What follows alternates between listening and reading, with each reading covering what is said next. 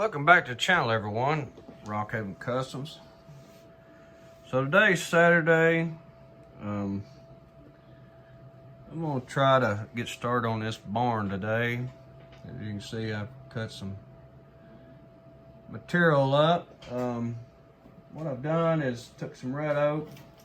We cut a bunch of timber on the farm this year, and had a portable sawmill come up. So I've got a bunch of red oak here that I've ripped up on the table saw, and I just kind of did a random thickness of it to kind of resemble a 1x, and then it's probably a 1x8, 1x10s. So I've got a bunch of this red oak cut, and I've got a bunch more. I just didn't rip it all up.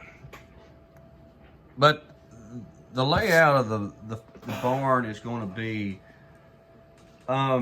this is kind of the face of it, and I've kind of laid it out, and it's always good to lay out what you're wanting. Some of the things you're gonna need, and this is just a piece of Luan that I had, and I figured it would be a good flat surface to lay the barn out on, and I will build the barn on this because it's a good flat smooth surface. But you'll need a straight edge, and I like having a square of some sort. This is a machinist square, but you could use a speed square. Need tape measure and pencil. But what I've got here is I'm wanting to do a 50 wide barn on the front side from this corner here to this corner over here. It'll be 50 foot wide. It's going to have a shed on the side, and all I did was took a Ertl cow and kind of know about what barns look like. Just if you took a cow in there, you know, what would look realistic and what have you. And how I laid this out was found the center of the barn, made a center mark all the way across it, and then I found the center of here to here. That's the center of my doors. It'll have a door in the front, a door in the back, or 2 doors in the front, 2 doors in the back. But on the back side of this barn, it's going to have a lean-to all the way down this side, and then the lean-to will kick back and come all the way across and be covered there. And on the back side, I'm going to take, this will all be open all the way around it, and I'm going to put a fence, plank fence, 3 or 4 planks up, and it'll go all the way down this side, and it'll turn and come all the way across the back. But then I'm gonna have a gate, like a 16-foot gate in back here on this corner that you can open up, and the cows will be able to, you'll be able to shut the doors on this, on the back, and then you can let the cows in, and then there'll be a 16-foot or whatever this winds up being. I'll build a gate to go here out of brass probably, or whatever I decide to make it of, and you have a gate here. And then I'll have a corral. This will lead out into a corral area. That way you can back a trailer up and load cattle out. Or you can just back a trailer up to this. I may do a split gate here. That way you could back a cattle trailer up and just open one gate, let the cows come in and out. But anyhow, so it'll have a shed on this side, shed on the back. I'm not sure if I'm gonna put a shed on this end or not. I haven't determined. If I do, it'll be for equipment storage only. But back to the front of it is, you find your center, and this is just the way I'm gonna build the barn. I found my center, found the center of the door, and then I'm gonna put 8-foot doors on it. That way I've got 16-foot doors on both sides, front and back. And then I'm gonna make my doors 12-foot tall. That way if I wanted to get a cab tractor or something like that in there, I could. What I've done is, like I said, it's easier for me to lay all this stuff out than it is to just kind of start throwing something together. And you can actually build the barn off of this layout once you get it. So I've got my pieces here cut to length. And so, as you can see, I've still got my pieces in this door here. So I will build the whole front piece, and when I go to put my stripping on, I'll leave this section out, and I'll just take a Dremel and cut these two pieces off on each side, front and back. And that way it keeps it a lot sturdier when you're putting it together also. So this will be your top plank going across your top of your barn, and this will be your bottom of your rafters or your trusses going across. So I've got to figure my height, how tall I'm going to make the center of the barn. So when you're making this, or now like I said, this is just how I do it. When I'm making it, I'm gonna make my post on these corner posts. I'm gonna make them a little taller. Now I can come back in with a cutoff wheel and cut them off once I get them made. But if you got your rafters sitting in here, like so, something like that. When you're doing your post, I'll have a post on each side of the barn doors, and I have my corner post.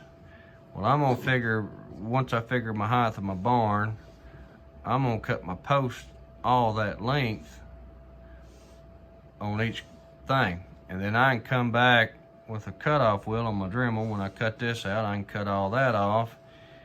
And it just makes the whole barn a lot sturdier with your of course, if you're building a real barn, you'd want your post to go as high as you could. That way you can tie on to them and your rafters are sturdier. And then you have your lads going across the top. They'll kind of go like down the length of the rafters. And then you'll have your cross pieces in here for support. But this is kind of the layout of what it's going to turn into. So I'm going to mess with this and get all this made up, and then I'll kind of show you once we get to that point what it's turning out like. Now, one little information I'd like to throw at you is when you're cutting multiple pieces like I'm going to be cutting, I always take like a block or something or whatever. I'll clamp it on the side of my table or whatever, and then I'll figure whatever my length is, and I will put this here, say, and bump it up against it, and then I'll make a mark on my table over here so I can just run a bunch of these over like so. And then once you get it, you can just draw your line across here and they'll all be the same length. And you don't have to measure every time you're cutting one. So if you're ever making something that's like a barn or a shop, whatever, and it takes a lot of little pieces, it's always a good idea to make you a stop, and then you can butt up against it and make multiple cuts by just having a line. That way it's all a lot of jigging is what this is. You got to make jigs and everything, so everything goes all together the same way. But this is kind of what the barn's going to kind of visually look like I said. And then I'll do cross supports here and here, and then tie everything together. And the reason I'm going to the top down to here, it keeps the walls on, or your post keeps them from wanting to bow out at the top. So if you tie them in at the top and run your runners down to the bottom, it keeps the top pulled in. And if you do that, also on a header, you'll always want to support your header a lot more to keep your posts from wanting to pull in from your gates and everything, your doors. So this is kind of what I've got drawn up so far for the barn, and I'm gonna kind of get all this, kind of mess with this today as much as I can, and we'll go from there. And hopefully once I get this made, I can kind of do more of my layout, because right now I need to get this built so I can kind of see where I'm at on area for what room I've got to be able to make my rest of the farmyard. So I want to kind of get this built, made up, and like I said, it's kind of boring process of doing all this. It's just a bunch of cutting and measuring and everything. But once I get this made up, I'll show the products that I use to assemble all this and everything. So I'm gonna get this put together, and then we'll go from there. All right, as you can see, we've got the front part built. Some of the components that are the glue that I used, I just use this, it's the Bob Smith Industries Max Cure. And I just put just a little dab in every spot, and I just use a little cup here with the activator in it and a syringe. Put a little spot wherever I need it, get it all set down, and I use something for weight just to kind of set on things as I'm placing it, and then I'll come back and put the Insecure on it. So as you can tell, this is what it looks like. There's all your framework, and then you put it back down where it goes, and that's your barn face. It's got a 612 pitch on it, and most of the time, you know, you figure your roof pitch, you know, a 50-foot wide barn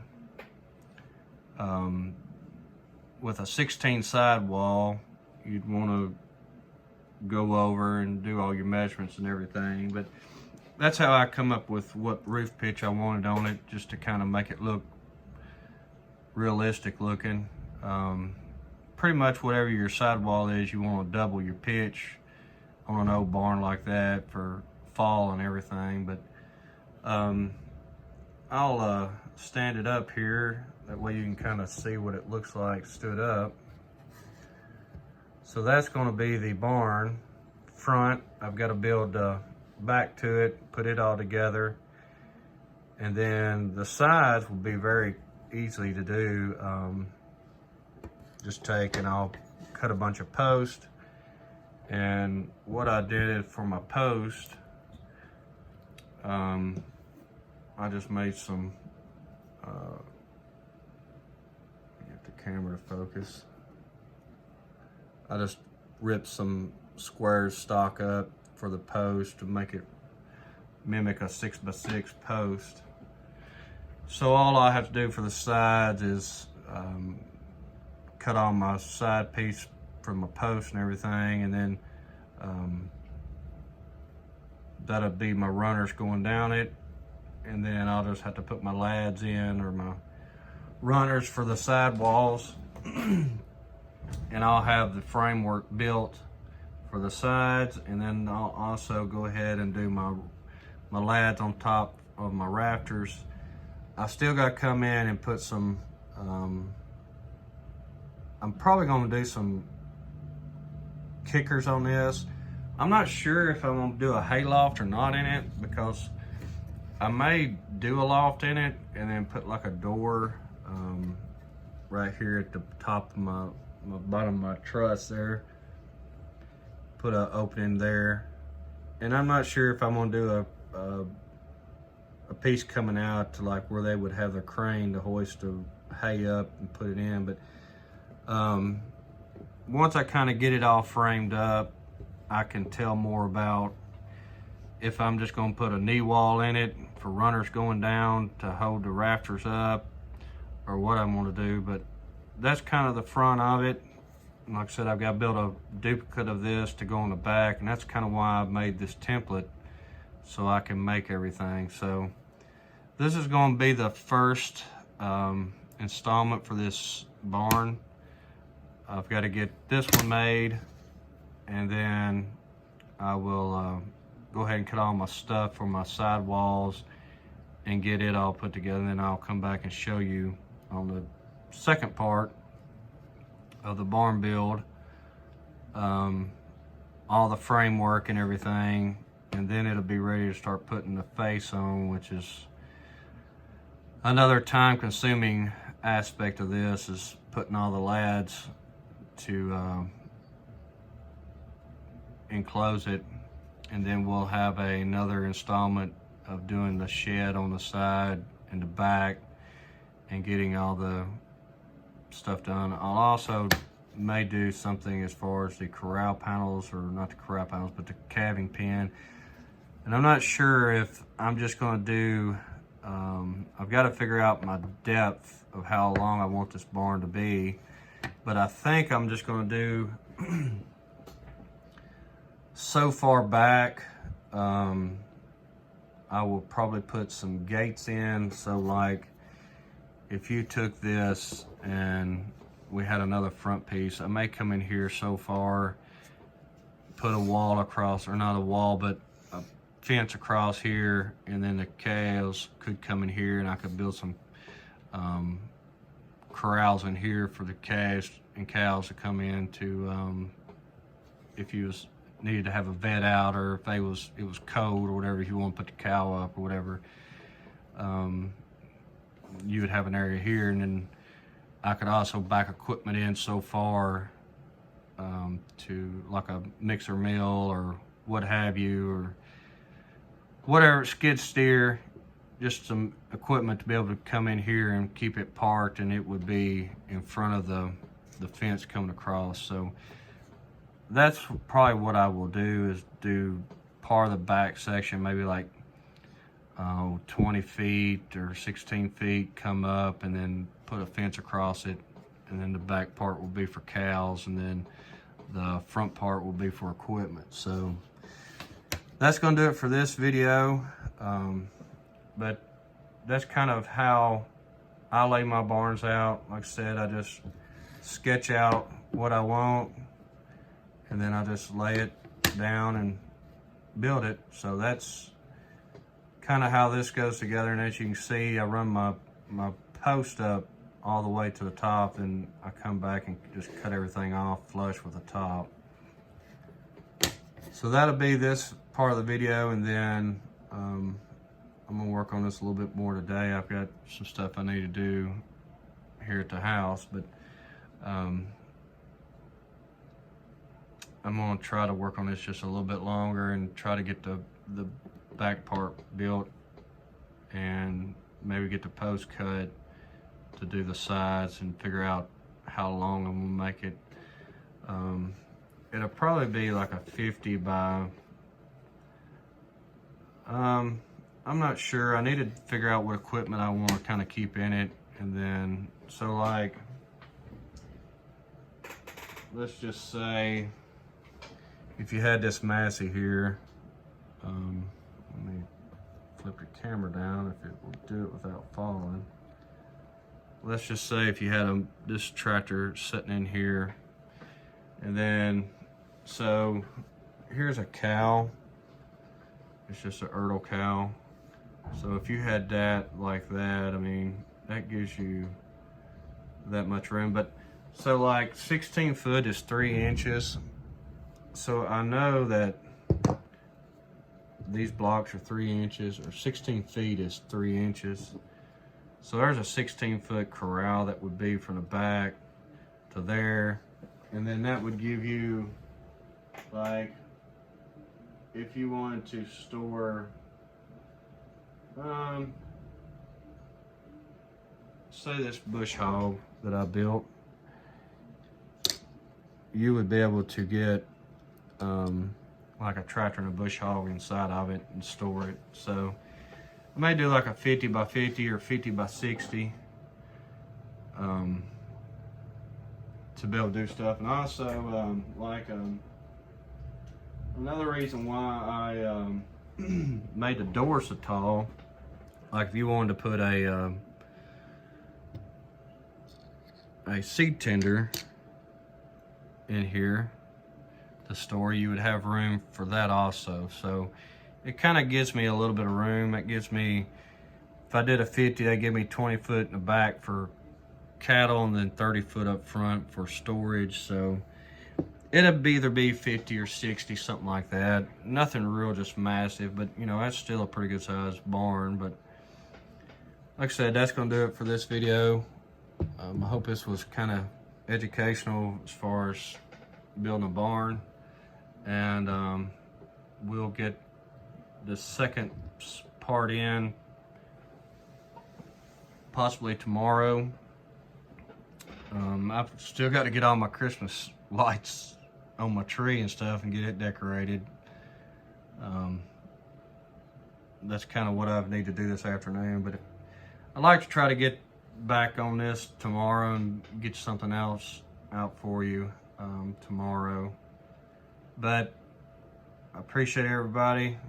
Thank you again for all the new subscribers. Picked up a couple from our latest video, so we're continuing to grow. And like I said, once we reach the 750, we'll do the Ford truck, and then once we reach the 700, be giving another prize away. So I hope everybody has a good weekend, and we will see you on the next one. Take care.